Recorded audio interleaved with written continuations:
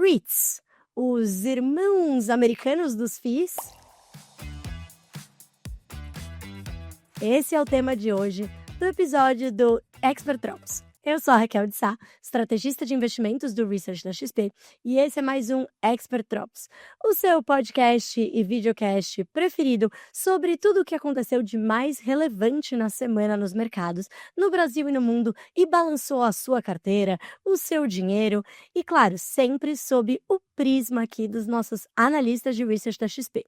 E nessa semana, a gente vai falar de um assunto que mexeu menos, só que vai mexer, está mexendo lá no mercado americano e também potencialmente aqui com os seus investimentos, porque são os REITs, né? Não sei se você já ouviu falar disso, mas são aqueles irmãos dos fundos imobiliários brasileiros, e eu tenho certeza que como os FIIs já são uma categoria, né, preferida aqui, um queridinho dos nossos investidores brasileiros, já os REITs também farão parte disso. E para falar sobre esse tema aqui hoje comigo, eu tenho dois convidados. Então hoje temos Marcos Gonçalves, o nosso head de análise do setor de fundos listados, e Maria Irene Jordão, que veio aqui no seu aniversário, é bom dizer, né? Então parabéns, Irene, já de antemão, a nossa analista de estratégia global. Ela veio aqui também porque eles fizeram esse relatório em conjunto, né? Então, como eu sempre falo aqui, todos os nossos conteúdos, né, tudo que a gente produz no time de research, no time de alocação, a gente sempre faz muito junto, né, para justamente todas essas informações chegarem em você, investidor, de uma maneira coordenada. Então, se o Caio Megali lá no time de economia está vendo um momento de manutenção dos juros por mais tempo, né, a gente não vai falar outra coisa em alocação. Então, a mesma coisa aqui quando a gente olha para o cenário global, né, para oportunidades, por isso essa parceria é tão bacana. Bom, gente, então sem mais delongas, vou passar aqui a palavra para vocês contarem um pouquinho sobre esse relatório, né, que ficou bem interessante. Eu acho que a primeira pergunta aqui, né, eu já dei um spoiler do que são os REITs, são os irmãos gêmeos aqui dos FIIs brasileiros, mas acho que dá para, acho que podemos começar com por que a gente resolveu escrever esse relatório temático, né, o que a gente está vendo para esse setor que chamou a atenção de vocês. Bom dia, Raquel, Marques e a todos que nos acompanham aqui. Então, vamos lá. Os REITs, eles são uma classe muito interessante lá nos Estados Unidos que se assemelha aos FIIs, Marques. Depois pode até comentar um pouco sobre como exatamente funciona. A sigla significa Real Estate Investment Trust. Essa classe ela é particularmente interessante porque ela paga dividendos em dólar. Então, a gente viu um interesse muito grande da base da XP, dos clientes, sempre perguntando, tem algum material sobre REITs? Como é que esse negócio funciona, né? E muitas dúvidas ali realmente sobre a classe, sobre as categorias diferentes, sobre como investir, né? E a gente resolveu falar um pouco, fazer um educacional ali, realmente um panorama sobre os REITs para atender essa demanda, porque, putz, realmente uma ferramenta muito interessante ali, pensando na construção de uma carteira, construção de um portfólio como parcela global, que também tem essa característica um pouco mais descorrelacionado com ações, né? Então é uma terceira coisa, né? Não é ação, não é um bond, enfim, e realmente investimentos em ativos reais, que é sempre uma coisa interessante ali para a proteção do portfólio. Então, realmente tentando atender essa demanda, inclusive se a audiência tiver mais dúvidas sobre REITs, dúvidas sobre alguma outra coisa, falando de cenário global, pode provocar a gente, mandar uma mensagem, um e-mail, a gente sempre está aqui realmente para tentar atender as demandas dos clientes e dos assessores XP. Excelente.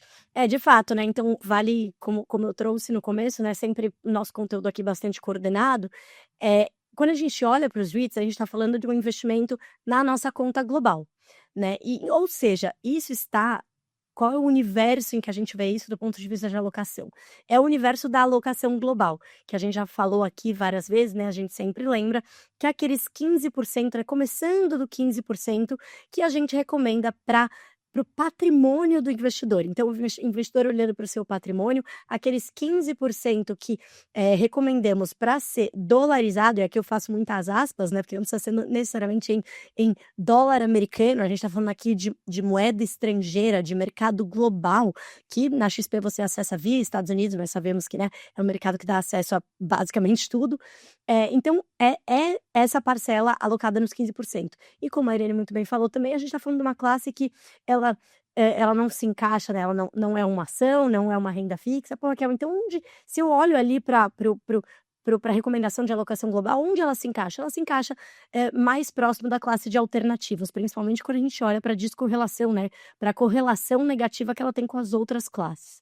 Mas bom, antes de falar, né, de onde cabe na carteira e como investir, o que olhar, vamos passar aqui para o Marx para falar: "Marx, vamos lá, pergunta que não quero calar. Os REITs são mesmo os irmãos gêmeos ou são irmãos mais distantes, primos, né? Quais são as principais características e diferenças que a gente tem desse mercado nos Estados Unidos e aqui no Brasil?"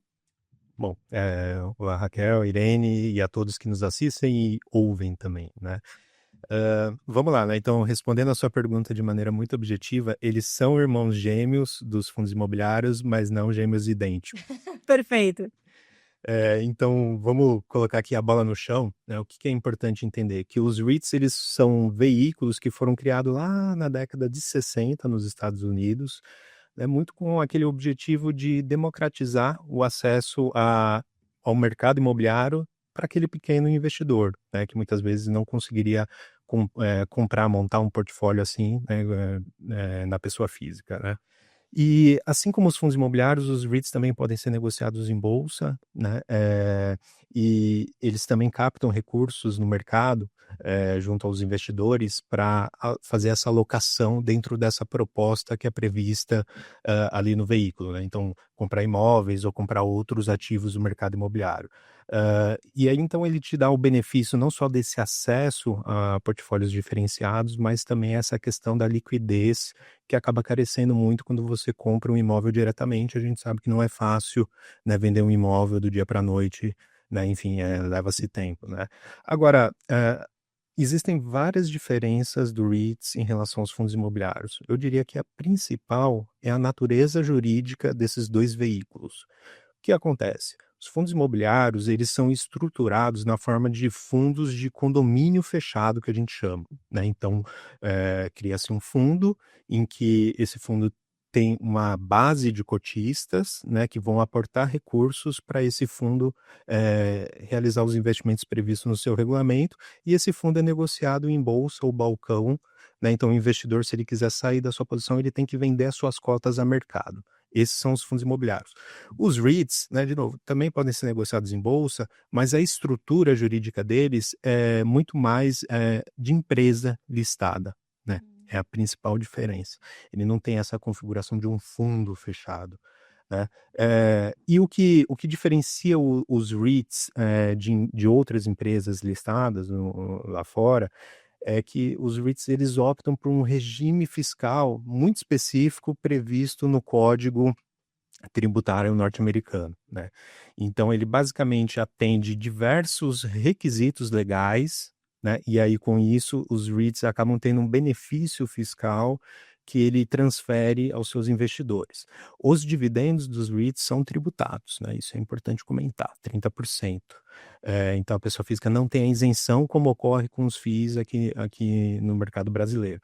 Mas, por outro lado, né, ele atendendo esses requisitos tributários, ele tem, né, uma isenção a nível do veículo, né, de alguns impostos que acabam fazendo com que ele tenha mais resultado para distribuir para os seus investidores, né? Não, perfeito. Então a gente está falando de, uma diferença importante, né, que é a tributação dos dividendos, mas que por conta dessa especificidade, né, que eles têm benefícios tributários, eles acabam distribuindo mais do que comparativamente, né.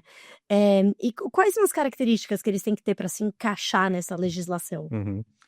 Ótima pergunta. Primeiro de tudo, a composição dos ativos, né? Então, a legislação lá prevê que para essa empresa REIT, né, ser classificada com esses benefícios, ela tem que investir no mínimo, né, investir ao menos 75% do total dos ativos em ativos imobiliários, né, sejam imóveis ou dívidas do setor imobiliário, caixa ou títulos do governo americano, né? E outro ponto é a origem da receita desse veículo. Então, no mínimo, 75% da receita bruta tem que vir de aluguéis ou então de juros sobre financiamentos imobiliários ou venda de ativos, né, na reciclagem de portfólio ali do setor.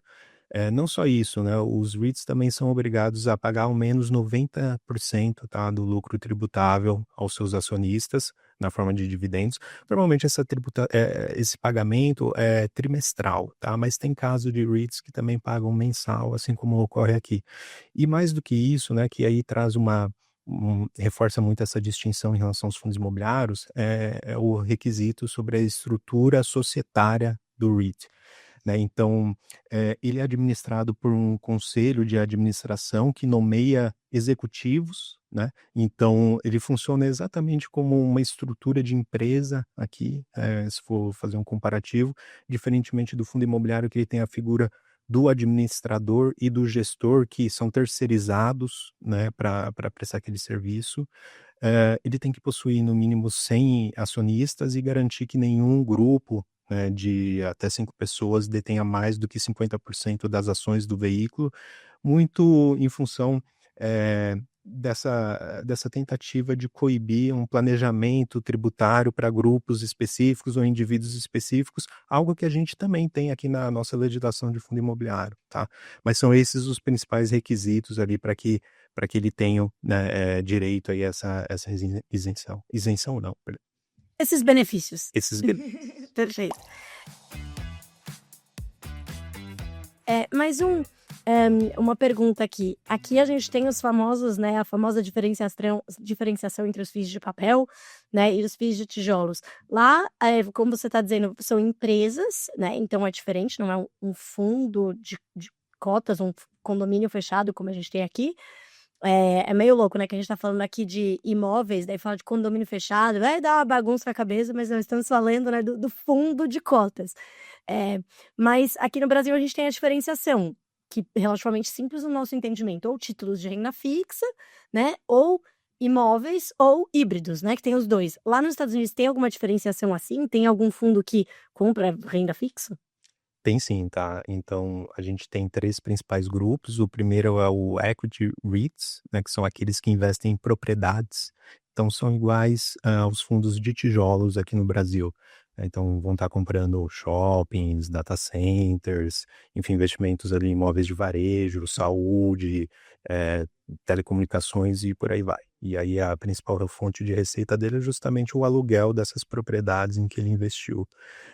Mas mais do que isso, tem o Mortgage REITs, que são aqueles que atuam no financiamento imobiliário, né, principalmente hipoteca imobiliária, e outros títulos lastreados em hipotecas, né? Então eles são muito semelhantes também aos fundos de papel aqui, né? É claro que os veículos, os ativos deles não são exatamente iguais aos nossos CRIs, mas a lógica por trás deles é muito parecida, então eles oferem, né, o resultado principalmente dos juros obtido, né, naquelas hipotecas em que eles originam ou compram no mercado, né.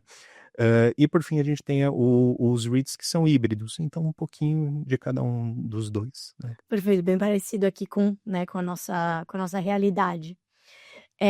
Bom, então já entendemos o que são esses REITs, né, como eles funcionam, as principais diferenças aqui, para o mercado brasileiro. Acho que uma última pergunta né, aqui sobre essa comparação, qual é o tamanho desse mercado nos Estados Unidos? Os REITs norte-americanos têm em torno de 1,4 trilhão de dólares. Assim, é um mercado colossal. Enorme. Enorme. Eles são imóveis só nos Estados Unidos, ou não? Não. Aqui no Brasil, por exemplo, um dos principais players logísticos é uma empresa chamada Prologis. A Prologis é o quê? Um REIT. Um REIT. Um dos maiores REITs, inclusive. Exatamente. O maior REIT de logística, se não me falha a memória, né? Então tem investimentos no mundo inteiro, mas o importante também para ter esse acesso ao benefício, né, fiscal que a gente comentou aqui no início, é que eles estejam sediados nos Estados Unidos. Então eles podem investir, né, em outros países, outras geografias, mas eles têm que estar, né, no mercado norte-americano. Então, bem interessante, né? Você está falando da diversificação da classe de ativo da região, no sentido de que você está investindo lá, mas não é só lá, né? Então, por meio desse veículo, você tem investimentos em imóveis, né, no mundo inteiro. Super interessante. Tem algum... Irene, agora olhando aqui, né, pensando dessa lógica, então o Marx falou dos data centers, falou da Prologis, o que vocês estão vendo de potencial oportunidade, olhando mais para temáticas que a gente esteja vendo, né? Porque, de fato, eu confesso que eu não sabia, né, que eles investiam fora, inclusive, né? O que é bastante, você, enfim, amplia muito o mercado potencial que eles podem atuar, né? E eu acho que hoje, principalmente quando a gente fala de inteligência artificial, muito do que se fala é de espaço, né? Inteligência artificial usa muita energia, a energia precisa de espaço, né? E espaço tem tudo a ver com o imóvel. Então, o que a gente tem visto, Irene, nesse sentido? Pois é, Raquel. Então, antes eu queria dar um passo atrás, assim, né? No nosso relatório, a gente coloca uma parte que a gente testa ali a correlação dos REITs com algumas coisas. Uma delas, por exemplo, é o ciclo de juros. Normalmente, imóveis, você tende a pensar muito, se o juro longo, né, tá caindo, vai ser melhor para imóveis, etc. Não é necessariamente o que a gente vê historicamente para os REITs. Com ações também, a correlação não é 100%, então por isso que eu estava falando lá atrás sobre essa questão da descorrelação ser interessante para a construção do portfólio dos REITs, né? Então, existem REITs de muitas coisas diferentes. Claro, um REIT mais relacionado a hipotecas vai ter mais a ver com juros. Com os juros. Mas também vai depender, como é o caso atual nos Estados Unidos que a gente vê, mesmo com uma queda nos juros longos, ainda assim não está tendo tanto refinanciamento de hipotecas, porque se você olha para o panorama do mercado imobiliário, ele tem algumas peculiaridades ali que você não está tendo o mesmo ritmo de venda de imóveis que você via anteriormente, por conta de uma questão ali do estoque, das residências, pensando no segmento residencial. Então, você tem outros fatores que entram ali no jogo também que vão acabar provocando esse tipo de coisa. E quando a gente pensa no cenário atual nos Estados Unidos, a gente tem que levar em consideração, além de fatores como juros e o ciclo do Federal Reserve, etc., que agora inclusive começou a cortar na semana passada, a gente tem que levar em consideração também questões como custo de construção, né? No cenário atual, a gente tem visto um aumento no custo da mão de obra e um aumento também no custo dos insumos por conta de questões relacionadas a tarifas, que afetam especialmente essa parte mais relacionada a insumos, e a mão de obra muito por conta também da questão migratória nos Estados Unidos, que tem comprimido ali o potencial, né, de entrada de trabalhadores e o que acaba aumentando o custo do trabalho. Principalmente nesse trabalhador menos qualificado, né? Exato, enfim. Então, você tem esses fatores que entram ali também no mix do que vai impactar o preço dos REITs na ponta, a capacidade deles de investir, etc. Além, é claro, também de uma mudança regulatória, né? No momento, a gente não vê nada tão específico acontecendo no cenário dos REITs, mas é um momento para os Estados Unidos como um todo de uma revisão ampla de regulação em várias frentes, né? Desde de energia elétrica, de postos de petróleo até o setor financeiro, o que também acaba impactando ali os REITs em alguma medida, tanto por um lado, um potencial ali de desregulação do lado financeiro, que pode ser positivo, tanto por outro lado também, uma certa incerteza sobre exatamente para onde vai essa regulação, que pode acabar tendo algum impacto ali realmente nas cotas. E aí a gente tem que pensar de uma forma muito particular em cada uma dessas classes. Hotéis ou logística. Logística vai ser mais impactado por questões como tarifas, por exemplo, né? Construção de novos empreendimentos, isso vai ser mais impactado por custo de mão de obra, e por aí vai, né? Pensar que eles podem investir no mundo inteiro, né? Você não pode usar uma correlação tão, né, simples assim, juros nos Estados Unidos, tudo bem que mexem com o mundo inteiro, mas, cara, se você está investindo no setor imobiliário da Tailândia, cara, pode ser que não tenha nada a ver com o caminho dos juros, né, a política monetária nos Estados Unidos, juros longos, né? Essas peculiaridades, tanto regionais quanto setoriais ali dentro dos REITs, acabam sendo muito importantes nesse processo todo. Então, por isso, não posso dar uma resposta simples, por exemplo, vamos por esse caminho ou por aquele ali. É realmente uma coisa muito caso a caso. E é claro, assim, é uma oportunidade bastante interessante. Por exemplo, a gente vê todo esse rally ali relacionado à inteligência artificial. É claro que isso tem de beneficiar quem constrói data center, né? Por outro lado, também, a demanda mais alta, acaba elevando o custo de construção disso também, quem é especializado ali, enfim. Então você tem coisas indo por todos os lados, infelizmente não consigo dar uma resposta muito clara. Saúde, hospitais, tem a ver com regulação também do setor, enfim, por aí vai. E no relatório mesmo a gente traz, né, todas essas potenciais oportunidades, né, ó, se você é interessante a gente, como eu falei no começo, né, a gente ligar também a nossa visão construtiva para algumas temáticas, algumas regiões, também para mais esse veículo, né. Eu acho que, num mercado tão desenvolvido quanto o americano, a gente olha para os REITs e a gente vê muito mais um veículo do que uma classe nesse sentido, né. Porque você pode, por meio deles, acessar uma série de setores, né, e uma série de, enfim, países, regiões e teses diferentes, né. Não, exatamente. Vejo que, assim, muitos investidores têm interesses em REITs pensando muito naquele dividendo recorrente Uhum. em dólar, mas os REITs são muito mais do que isso, né, toda essa ideia, né, de descorrelacionar, né, essa classe, né, com outras classes que compõem o seu portfólio, ou então uma correlação mais baixa, né, mas, mais do que isso, né, ainda assim os REITs eles têm muita exposição ao mercado norte-americano, né, embora eles possam investir em outras geografias, e é um mercado imobiliário super pujante, né, os Estados Unidos, claro, tem períodos, recessivos, mas quando a gente olha, né, janelas, assim, longas, ele cresce, né, de maneira Uhum. muito saudável, tem aumento, crescimento de produtividade ao longo do tempo, tudo isso faz com que a economia fique cada vez mais dinâmica, enfim, né, a gente já conhece aqui todo o dinamismo da economia norte-americana e tudo isso acaba refletindo no preço, na valorização dos imóveis, né, nas dinâmicas imobiliárias. Isso é fundamental para um crescimento, né, do resultado operacional, dos veículos. E além disso, né, ele permite o acesso ao investidor a segmentos que hoje a gente não tem no Brasil, né, basicamente, né, a gente citou aqui o caso, né, de data centers, a gente tem um caso ou outro aqui, tá, no Brasil, mas nada muito pujante, e outras classes também, perdão, outros, eh, segmentos que a gente também não tem hoje, né, por exemplo, os REITs que investem alocam seus recursos em Timberland, né, então, eles basicamente, gerenciam propriedades, florestais, com foco na extração e comercialização de madeira, né, e isso é. Gente, nunca pensei, é quase aqui no Brasil a gente estaria falando de você: "Ah, eu tenho uma terra, eu arrendei essa terra para uma empresa de papel e celulose", né, o único acho que é o único, cenário que eu consigo ver que você pode explorar nesse sentido, né. Exatamente, e uma estratégia como essa, ela ajuda muito a descorrelacionar o risco do portfólio a ciclos imobiliários Perfeito. estritos, né.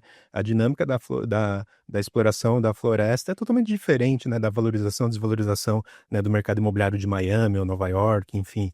Então tudo isso traz muitos benefícios, e só para finalizar também, né, é importante comentar que os REITs, embora, né, um mercado gigante, eles, esse mercado é concentrado em poucos veículos, tá, se a gente olhar, né, em termos de tamanho.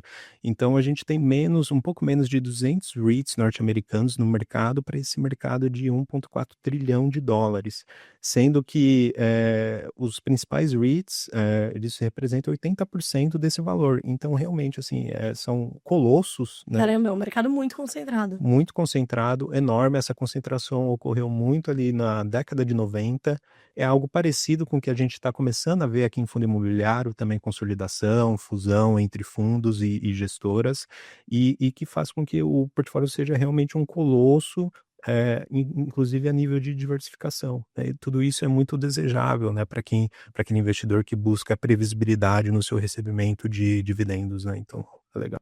Excelente, nossa, um mundo completamente novo, né. É claro que é o que você falou, os investidores brasileiros eles têm muito isso, aquela uma lógica mais linear, né, bom, então vamos eu tenho aqui os meus FIIs, eles me dão um pagamento de proventos mensais, eu quero diversificar globalmente, eu vou procurar esse mesmo veículo lá fora, ele existe, mas ele tem várias particularidades e na verdade positivas, né, que aqui a gente tá falando que ele é muito mais do que isso.